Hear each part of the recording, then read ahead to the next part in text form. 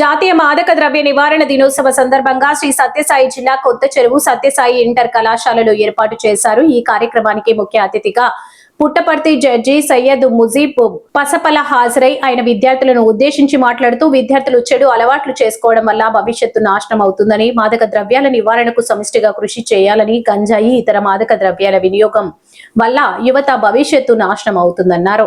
తల్లిదండ్రులు తమ పిల్లలను ఎంతో గొప్ప వాళ్ళను చేయాలనే ఆశతో ఉంటే కొంతమంది యువత డ్రగ్స్ కి అలవాటు పడుతున్నారన్నారు. ప్రతి ఒక్కరూ మాదక ద్రవ్యాలకు వ్యతిరేకంగా పోరాటం చేయాలన్నారు. అనంతరం కొత్త చెరువు సిఐ మారుతి శంకర్ మాట్లాడుతూ డ్రగ్స్ సరఫరా చేసేవారి ఆట కట్టించడానికి పోలీసు సిబ్బంది సిద్ధంగా ఉన్నామని, టోల్ ఫ్రీ నెంబర్ 14500 లేదా సమీపంలోని పోలీస్ వారికి తెలియజేయాలని సూచించారు.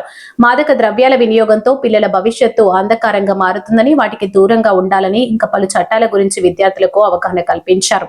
ఈ కార్యక్రమంలో న్యాయ సేవాధికార పుట్టపర్తి జడ్జి సయ్యద్ ముజీబ్, పసపల్ల న్యాయవాదులు అతావుర్ రెహమాన్, కృష్ణమూర్తి, ప్రిన్సిపల్ జ్యోతిర్గత, అధ్యాపకులు మరియు విద్యార్థులు పాల్గొన్నారు.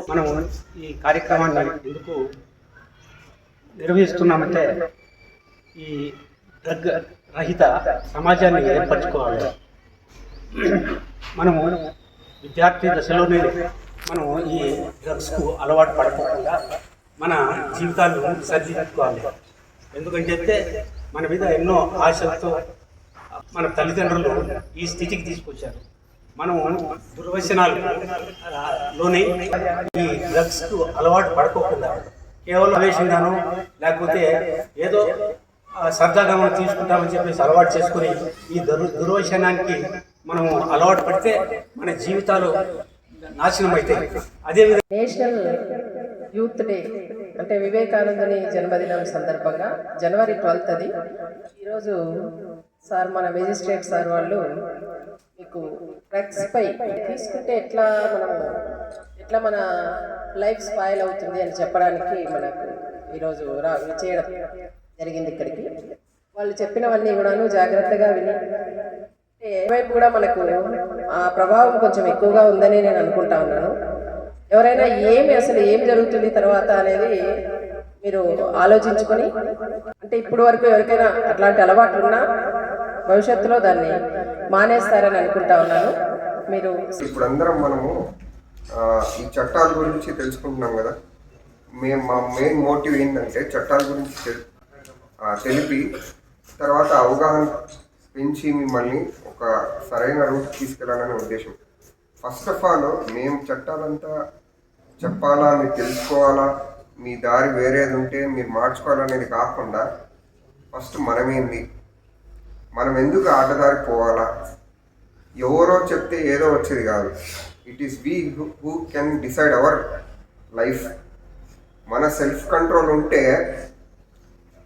వాడు ఎంతన్నా గిలిగిలి కొట్టుకొని మనల్ని అలవాటు చేయడానికి చూసినా, తర్వాత మనల్ని నాశనం చేయడానికి చూసినా ఎవరి చేత కాదు. I tell you 2 best examples which I have lively seen in my life, at the student life and even routine గా. రీసెంట్ టైమ్స్లో ఈ గాంజా, ఈ నార్కోటిక్స్ డ్రగ్స్ అనేది నాట్ ఓన్లీ ఇన్ ఆంధ్రప్రదేశ్, మనము చాలా ఇండియా మొత్తం చూస్తున్నాము. మీరు జూనియర్ కాలేజ్లో suppose you are first year and second year of intermediate. So మీరు మీ లైఫ్ని డిసైడ్ చేయడానికి అనేది నేను చెప్పే బెస్ట్ ఎగ్జాంపుల్ అని చెప్పేసి నేను అనుకుంటున్నాను. అందరం మనం ఇంటర్మీడియట్ చదివిన తర్వాత ఏదో అప్లికేషన్స్ పెట్టి మన ఇష్టమైన స్ట్రీమ్స్కి అట్లా వెళ్తాం. ఎదర్ ఇట్ ఈస్ ఇంజనీరింగ్ కానీ, లా కానీ, MBA కోర్స్ కానీ అట్లా వెళ్తాం. చదువుకోవడానికి వచ్చినాము, సరే ఎంజాయ్ చేయాలా, we all enjoy. The person ఎవరికైతే అలవాటు కాలేదో అతను బాగా ఎంజాయ్ చేసేవాళ్ళం మేము. We used to go to movies. We used to bunk classes also oftenly. But చదువు అనేది చదివే. మన సొసైటీ మనం ఎట్లుండాలా, మనం ఏ ఫ్యామిలీ నుంచి వచ్చినాము, మన అమ్మ నాన్నలు ఎట్లా, మనం ఏ రూట్లో వెళ్ళాలి, మనం ఎప్పుడు ఏ కాడికైనా ప్రోగ్రెస్కి చూడాలన్నమాట. సో మనలోనే ఉంటుంది, ఎవరో ఏదో చెప్తే కాదు. It is we who can control us and who can decide our fate.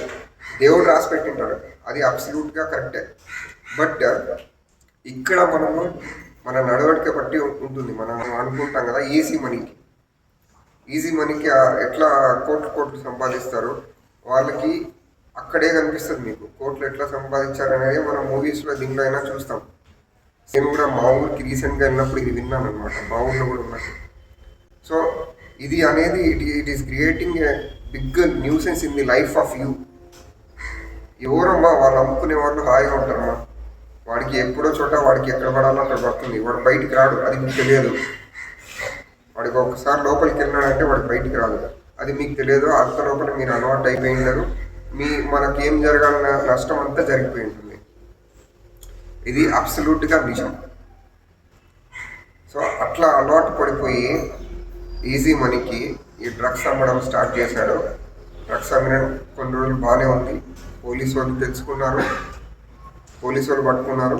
ఇప్పుడంతా పోలీస్ స్టేషన్ చుట్టూ తిరుగుతున్నాడు, ఎక్కడ బయట నుంచి కాదు, లోపలుండే. ఇక్కడ ఈ పోలీస్ స్టేషన్లో కొన్ని రోజులు పెట్టారంటే మళ్ళీ వేరే పోలీస్ స్టేషన్ వాళ్ళు అక్కడ కేసు పెట్టేస్తారు, అక్కడ ఉండాలి. సో మీరు బయటికి రాకుండా అయిపోతుంది అనమాట. మనం జీవితాన్ని మనమే డిసైడ్ చేసే వాళ్ళము, బ్రహ్మ రాసి పెట్టుంటాడు. అట్ ది సేమ్ టైం మన ఎఫర్ట్స్ కూడా ఉంటుంది. మన ఎఫర్ట్స్ లేనిదే ఎవరు మనల్ని సహకరించారో ఆ దేవుడైనా మనకు సహకరించాడు. ఇంకోటి గుర్తుపెట్టుకోండి, మెయిన్ విషయము, మీరు ఇలాంటి పనులకి అలవాటు అయ్యారంటే ఆ దేవుడికి కూడా కోపమే. ఆ దేవుడు ఏం చేయాలో చేస్తాడు, అర్థమైందా? ఇవే మన లైఫ్ రూయింగ్ కావడమే. జైలుకి పోవడము, సార్ చెప్పినట్టు ఇందాక బాడీ సపోర్ట్ ఏమీ ఉండదు, లోపల జరిగిపోయేవంతా జరిగిపోతుంది. అట్ ది ఏజ్ ఆఫ్, ఇప్పుడు for example if you start addicting in the age of 17 or 18, ఇప్పుడు రీసెంట్గా 13 years వాళ్ళు కూడా 1 year 2 years తర్వాత అవుతూనే మీకు తెలియకుండా అన్నీ జరిగిపోతుంటాయి మీ బాడీలో, అది గుర్తుపెట్టుకోండి.